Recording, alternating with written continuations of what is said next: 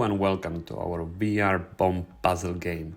What our aim is with this game is to immerse the user in our experience, in our environment that we've created, where the user should be trying to solve or defuse this bomb, taking right in his basement.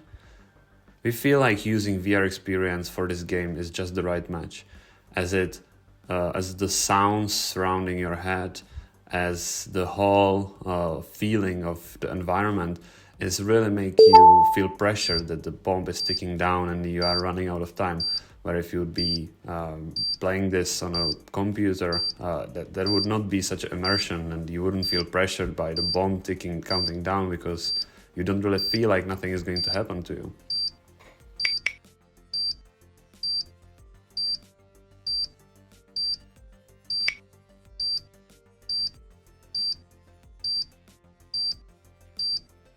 We have tried to make the experience as real as possible by adding kinematic fields to the objects, adding gravity as well, to select the movement types right so the objects don't pass through certain things.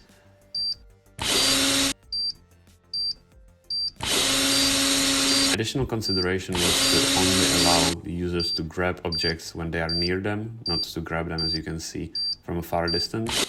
This would make the whole experience more realistic.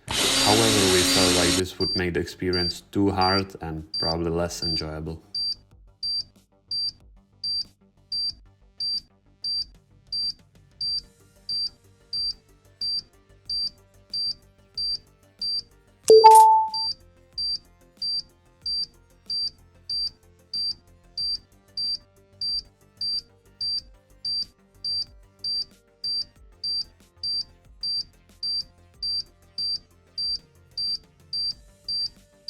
We have tried to make use of all degrees of freedom. As you can see, the user can crouch just to find the code under the table.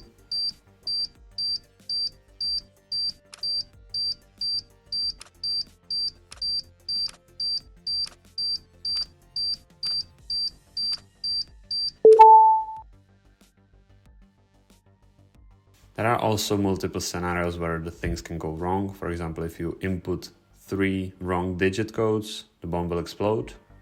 And if you cut the wrong wire, the bomb will explode as well. We have tried to consider some virtual reality challenges throughout the project, such as the degrees of freedom, as mentioned before.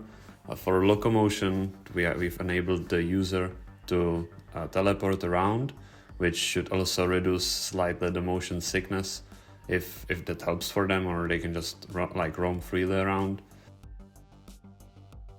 As for the audio features, we have used the basic Unity setup, where we could have used the head-related transfer functions, which would immerse the user more in our environment, in our experience. They could hear clearly where the sounds are coming from. They could really locate it even with their eyes closed.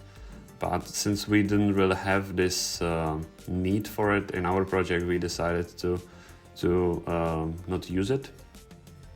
Another improvement in our user experience could have been the gaze assistance, which would help, or which would track the user's eyes and help them interact with certain objects. However, this feature is only available in Pro headsets and we have not implemented that yet.